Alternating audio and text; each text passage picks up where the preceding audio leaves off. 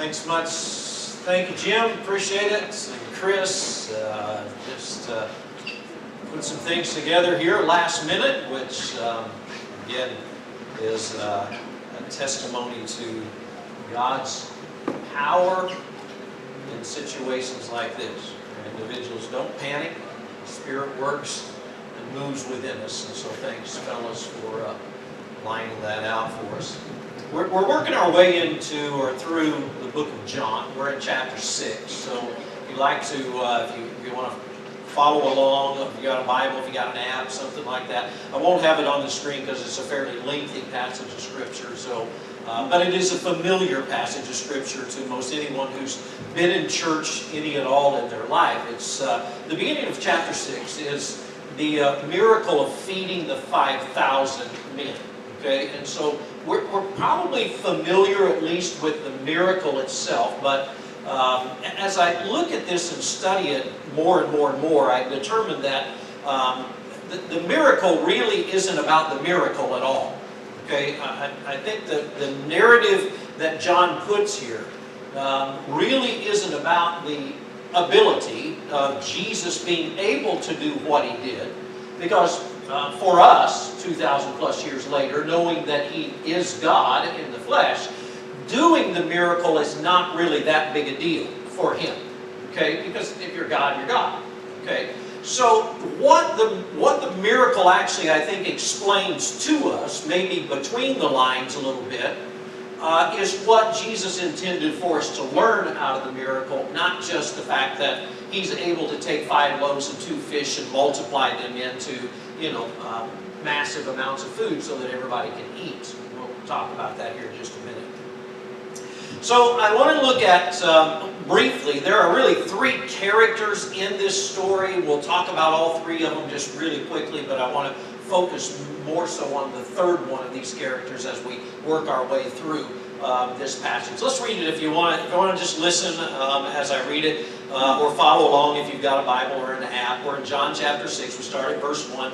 Here's the way John records it. He says, "After this, Jesus went away to the other side of the Sea of Galilee," that is the Sea of Tiberias. Some of your texts would actually say the Lake of Gennesaret. Okay, it's all 3 the same places, so that we know that. Okay, and a large crowd was following him because they saw the signs that he was doing on the sick. Jesus went up on the mountain, and there he sat down with his disciples. Now the Passover, the feast of the Jews, was at hand. Lifting up his eyes then, and seeing that a large crowd was coming toward him, Jesus said to Philip, "Where are we to buy bread, so that these people may eat?" He said this to test him, for he himself knew what he would do. Philip answered him, 200 denarii, which is a day's wages, by the way. 1 denarii is a day's wages at that time. So he says 200 denarii worth of bread would not be enough for each of them to get a little. One of his disciples, Andrew, Simon Peter's brother, said to him, "There is a boy here who has 5 barley loaves and 2 fish. But what are they for so many?" Jesus said, "Have the people sit down." Now there was much grass in the place, so the men sat down, about 5,000 in number. Jesus then took the loaves, and when he had given thanks, he distributed them to those who were seated. So also the fish, as much as they wanted. And when they had eaten their fill, he told the disciples, "Gather up all the leftover fragments, that nothing may be lost." So they gathered them up and filled 12 baskets with fragments from the 5 barley loaves left by those who had eaten. When the people saw the sign that he had done, they said, "This is indeed the prophet who is to come into the world." Now, when something doesn't seem to make sense, some people might respond by just saying, "Something's fishy." And that's what we got here. Something's just a little fishy. Something just doesn't quite make sense here in the narrative of which John is laying this out. Okay? So what we have when we get into this and we consider this account that John plays out here, we start with so little, okay? And then we see how God multiplies, Jesus multiplies that into a lot. Okay, so we recognize within the account, the narrative, what we have to begin with, what we end up with in the end. But again, the fact that we start with so little and end with so much, really I don't believe is the underlying message that is here. Now in this, we've got, again, 3 basic characters. Alright, so that you know what we've got, jump me up to the next screen there if you would, Jenny. Okay. Here's what we've got. Jesus was at Capernaum, and he's headed to Bethsaida. Okay? In boat across the Sea of Galilee from where he is to where he's going. We're just on the north side of this. It's only about a 4-mile boat ride across the sea. If you were to walk around, it's about a 9-mile hike. Okay? That's about what we're at. Now, the issue, not that it's really an issue, is that Bethsaida doesn't actually set right on the Sea of Galilee. Okay? It sets up the Jordan River about 2 miles on the north side, okay, of the sea. So it's not as if Jesus gets in a boat, goes to the other side, gets out, and here's the city or town. He gets out, and then he makes his way to this particular spot. I think he did it for a reason. I think he did it for a purpose. The reason is the first character that's mentioned, Philip. Okay? I think that might be the reason that Jesus did what he did. Because the first thing that he does is address Philip. When he sees this crowd coming, where are we going to be able to find enough bread or enough food to feed all of these people? Well, why would you single this guy out? Well, the reason is, this is the town he's from. This is where Philip is from. So if I'm going to ask anybody, where can we find enough food to feed all these people? Why wouldn't I just go to the guy who's from the town? Right? So that, I think, may be the first thing. I don't think he's asking Philip to put him on the spot. I don't think he's asking to embarrass him. I think as much as anything, even though Jesus knew what he was going to do, I think he's asking him a legitimate question that says, you know what, you're from here. Where in the world are we going to find enough food to be able to feed all of these people? Now, not only do we have Philip who's from here, Peter and Andrew are also from here. So I got Philip and Peter and Andrew, 3 of the disciples that are from this town. Okay? And so I think that's why these 2 characters, Andrew and Philip, are important to this narrative, because they are from this area. So they know the area. They know the countryside. They know the community. They know the businesses. They know all of the things that are there. So here comes a large number of people, 5,000 men, so we're talking 15,000 to 20,000 people. By the time we add the women and the children and everybody else that gets caught up in this, we got 15,000 to 20,000 people here that are headed towards Jesus. And now, where are we going to find enough food to feed all these people? So that's the first thing. And Philip's answer is such that is kind of an interesting one. Philip focuses only on the things of the world. 200 days' wages wouldn't even come close to it, he says. Even if we could find enough food, we don't have enough money. There's no way. We can't feed all of these people.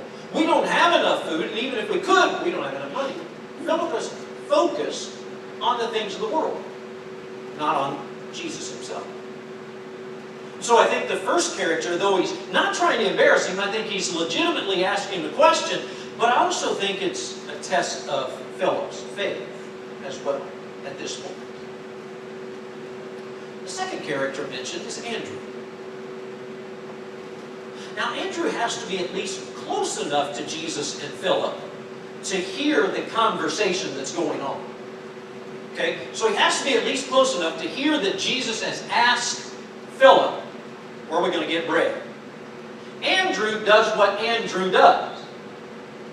Andrew is mentioned 4 times in the Gospel of John.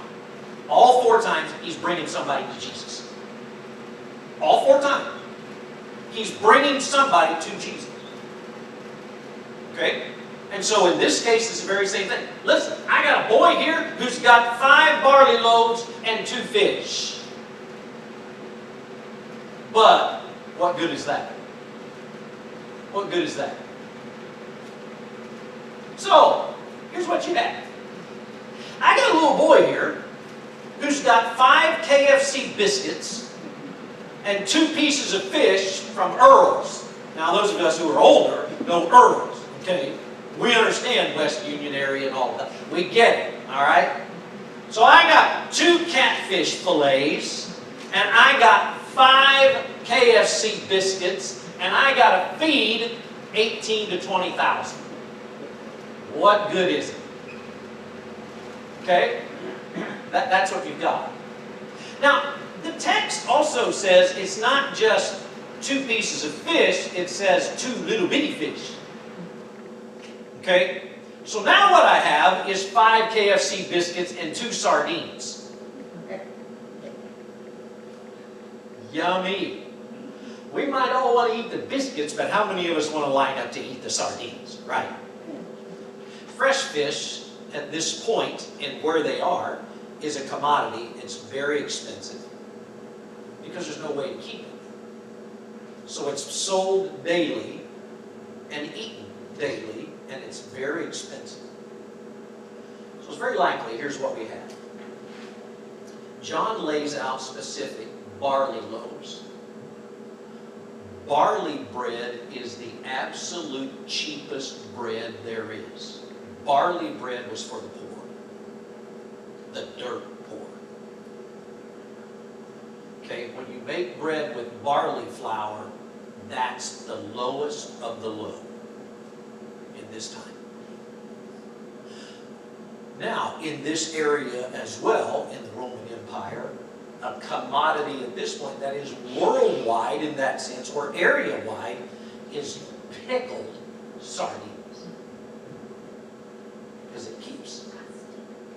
So the odds are, as John says, he has 5 barley loaves, the cheapest that there is, and he's probably got 2 pickled sardines.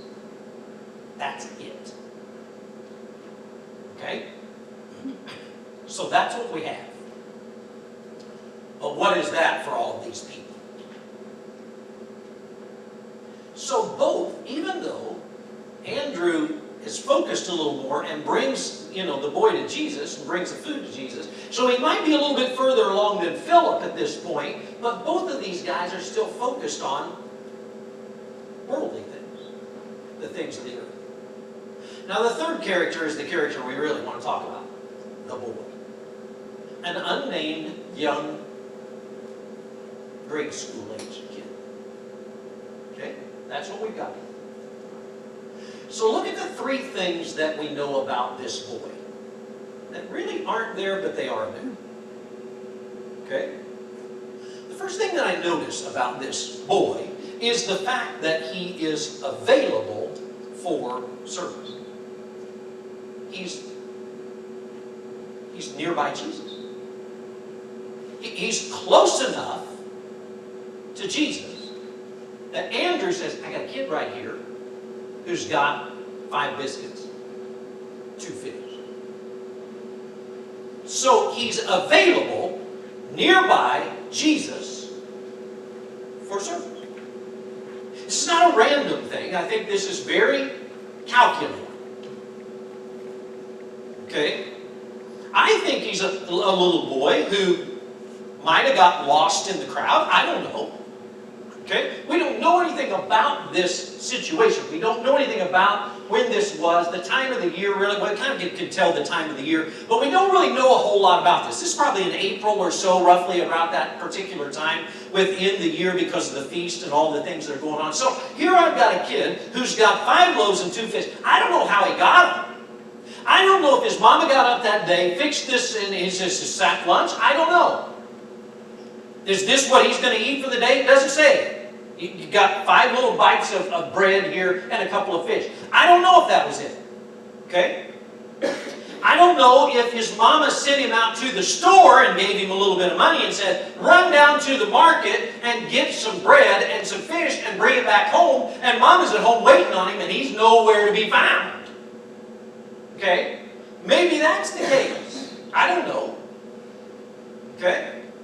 I'm not sure how he got it. I don't know if he planned it. Maybe it was his lunch for that day at school, and he skipped school, and now he's out doing it. How many of you have ever done this? Okay? How many of you have skipped a class and went where you weren't supposed to go? Maybe that's what I don't know. There's no way to know. All I know is that he is nearby, close enough to Jesus, with a lunch or with some food, and Andrew says, I got a boy here who's got this. He's available. He's right there.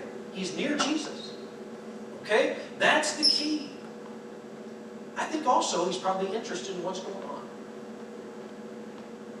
I think he's probably interested in what's going on. That even in a large crowd, and maybe he got swept away in this crowd, I don't know, but even in this large crowd, we find him somewhere near Jesus. Okay? We find him interested in what's going on here. Sometimes we can be in the midst of the crowd and not really be aware of what's happening. Sometimes we can just be part of the crowd and not really know what's going on because we're not really all that interested or we're not very focused. And even in a group no bigger than what we have here, that very same thing may happen. Sometimes we can be in the group, in the crowd, in the midst of all that, and we may get caught up in all of the other things that we forget why it is that we're even here. We may get so wrapped up in the fact that, oh, we didn't have a worship leader today. Oh, well, big deal. But sometimes we can get so caught up in the things that we forget why it is that we're even here to begin with. And that's exactly maybe what took place here, because an entire crowd, it would appear, were all following Jesus because of the signs that he could do. I'm not sure that's what this boy is all about. I may be interested. What's this big crowd doing? But he's available. And we've got to make ourselves available for the idea of service. I think that's important. The Bible reminds us in the book of Matthew. Matthew says in chapter 15 that this people honors me with their lips, but their heart is far from me. These people give me lip service, but they're not really focused. Their heart is a long way away. That often happens. He is available for service. Second thing I find about this little kid is the fact that he's committed everything that he has. He committed all that he has. I'm guessing that he's just as hungry as everybody else. I mean, Jesus says, where are we going to find food? It's getting late in the day, all right? It's dinner time. Sun's getting ready to go down. It's getting late in the day according to what all of these texts say. Okay? And so, where are we going to find food to feed all of these people? They've just made a 9-mile hike around the lake, around the sea. It's getting late in the day. In fact, the next section of Scripture says that actually night falls, and some of them all sleep right there on the ground because it mentions the next day, those that are still left in that spot. Okay? So it's late enough in the day that a lot of these people don't even go home. They just go to sleep right there. Okay? So it's late in the day, and Jesus knows they're hungry, and my guess is this boy's just as hungry as everybody else. But he commits everything that he has to Jesus. He could have very easily just eaten his lunch. Oh, well, to be all the rest of you. I brought mine. Why didn't you bring yours? He could have very easily done that. But he didn't. He committed his all. I'm guessing he's as hungry as everybody else, but I also think he's an unselfish young man. He's willing to give up everything that he has give it to a stranger. And that's what you've got. I'm guessing he doesn't know Jesus from anybody. But he's willing to give up everything that he's got, and maybe at the risk of being in trouble from mom and dad. When he gets home, he's still willing to give up everything he's got to give it to a stranger. I don't know. But if mom and dad gave him that money to run down to the market and get the food and bring it home so we got something to eat, and all of a sudden, we don't have nothing to eat, and little Johnny didn't show back up from the market, at the risk of being even in trouble with his mother and father, possibly he gives everything he's got to Jesus. A stranger. Kind of brings the idea of what? I was hungry, and you gave me something to eat. Even though it was all you had. And that's what I see with him. He's not selfish. That speaks volumes of how he was raised as well. This tells me a lot about the parents of this boy. Okay? This tells me a lot about how this young man was raised. That he was willing to give it all to somebody he doesn't even know. At the risk of maybe being in trouble and at the risk of being hungry himself. It tells me a lot about how he was brought up. So it tells me of his parents as well when I look at this to say, this man was taught, this young man was taught what is right and what is wrong. And that's something we can learn when we look between the lines. He's an unselfish individual as well. I think he wasn't ashamed as well as, of what he had. He wasn't ashamed of the fact that all he had was 5 barley loaves, the worst of the worst, if you will, the poorest, the cheapest. He wasn't ashamed of that. He wasn't ashamed that he had 2 small pickled sardines. He wasn't ashamed of that. He said, what I have, you can have. It's not much, but you can have it. He wasn't ashamed of what he had. My guess is he's from a very poor family, but he wasn't ashamed of it. He was brought up to give what you had to somebody else who was in need. I'm guessing he didn't even have a clue what Jesus is going to do with this. That'd be my guess. But he gave all that he had. The question is this: what do you have that you need to give to Jesus? What do you have that you need to give to Jesus? Well, no, I'm not talking about certain things like time and talent and all of that, even though that's a very, very legitimate thing. What do we have? Do we have some time we can give? Do we have some talent that we can give? Do we have some wealth that we can give? We can talk about all of that, but folks, that's not what we're talking about here. What is it that you have in your life that is holding you back spiritually that you need to give to Jesus? That's the real thing here. What is it in your life that continues to bog you down? What is it in your life that continues to beat you up that you need to just give to Him? And give it all to Him and not worry about let Jesus manage it at that point. It wasn't as if He gave this and said, oh, by the way, let me tell you what you can do with it. No, He said, here it is, it's yours. What is it that you got in your life that is keeping you from moving forward spiritually, from moving forward in your growth, in your faith, in all of that? What is it that you need to give to Jesus? And just let Him handle it. That's the real question. That's the key. And only you can be the one to determine that. Only you know you. The real you. And only you know what you need to give to Jesus. We can all point to others and go, oh, they need to act this way or do that. You know what? That's not what this is about. This is about you. This is about me. This is about what it is that we need to give to Jesus out of our own lives. To be able to be more involved in service and not be held back by something. The last part of this is the fact that he submitted it. He gave it to the right person. He gave it to the right person. He committed his all, but it's not just the fact that he threw it all in there. He committed it, he gave it, he submitted it to the right person. And that's important because he could have given it to anyone.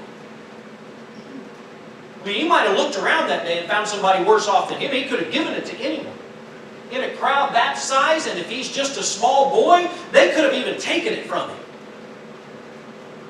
Okay? If somebody wants it, they're just going to take it from him. Some adult says, listen, that kid's got something, I want it. They can take it from him. Not everybody in this crowd is all nice and, proper. I'm guessing there are a lot of people in this crowd that if they saw a kid with some lunch and they're hungry, they'd probably just take it from him.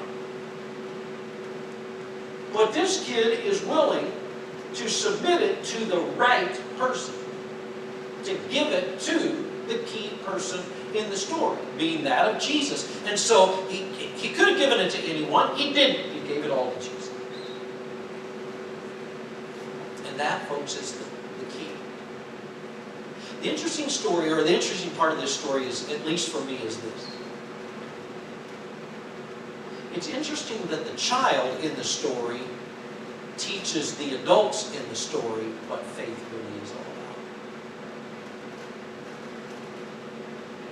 Because within the narrative that is there, the accounts, Jesus asks Philip, what are we going to do? What are we going to do here? And Philip fails the test.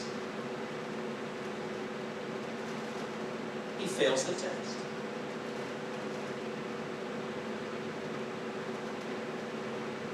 Instead of looking at Jesus and saying, I believe in you. You've turned water into wine, and I've seen it. You've healed people with all kinds of diseases, and I've seen it. Instead of looking at Jesus and going, you tell me. My trust is in you. My faith is in you. Philip fails the test. The little boy teaches the adult what faith is all about. The interesting part of that is that here we are, all of us who are adults, who think we're all smart, who think we're all wise, we think we're, and kids are just supposed to be kids and they don't know a whole heck of a lot about anything and they need to just learn their place and be quiet and sit over there and do the things that they're supposed to do or whatever. Isn't it interesting that it is the child who teaches the adult the lesson in the story? Not the adult teaching the child. Isn't it interesting that Jesus reminds us that the faith of a child is really what we need to have? That that's the kind of trust that we need. That we need to be willing to say, here it is, you do with it what you do. So often, we allow the things of the world to get in our way of our faith. That's what happened here. That's where Philip was. That's even maybe where Andrew was. But the boy was, here you go. Here you go. Do what you want with it. I wonder what the boy thought when the day was over. I wonder if he ran home and told Mom and Dad what happened. I wonder what the boy thought in all of this.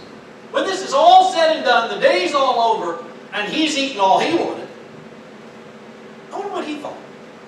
Or if he ran home and said, you will not even believe what happened today. And Mom and Dad said, oh, come on.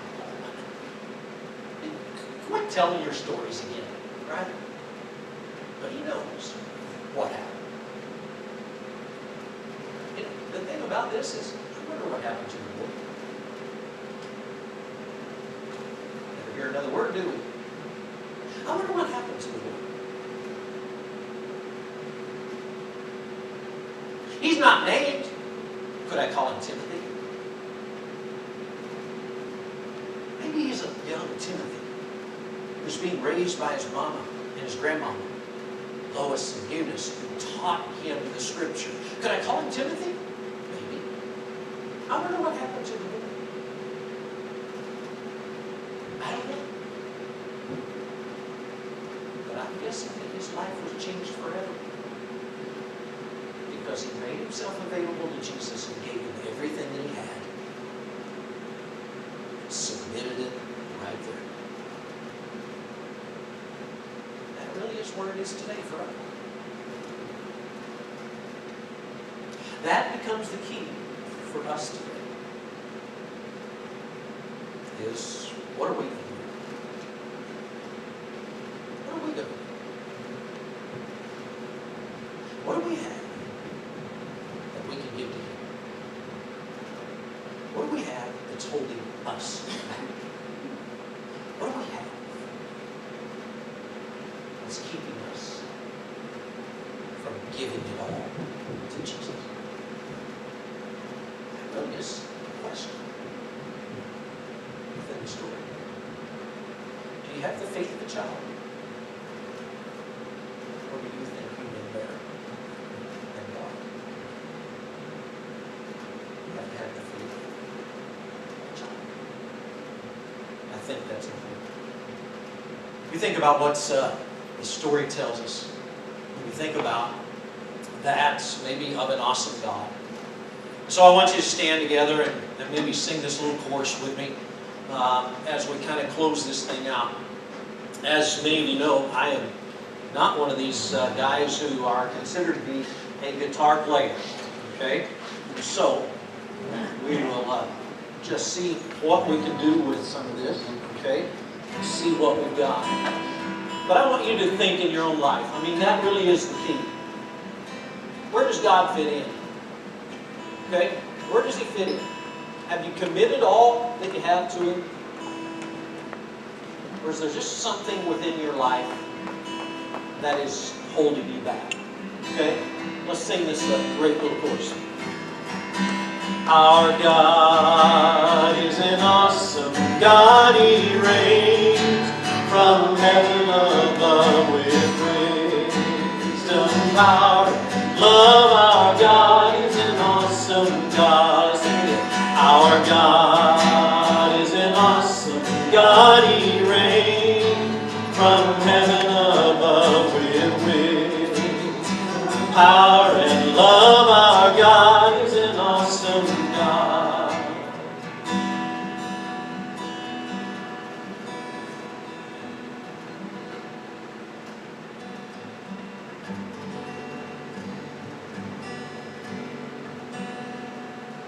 This is amazing grace. This is unfailing love, that you would take my place, that you would bear my cross.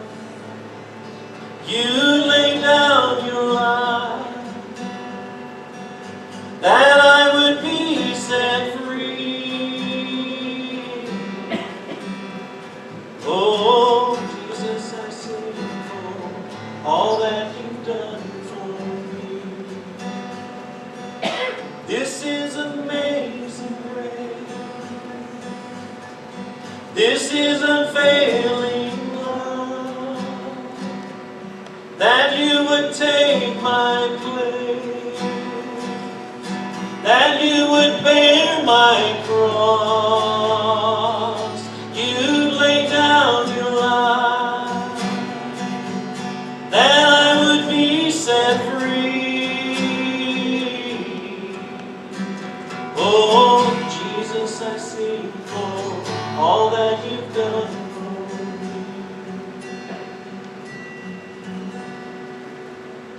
Father, we thank you that you've blessed us with this day.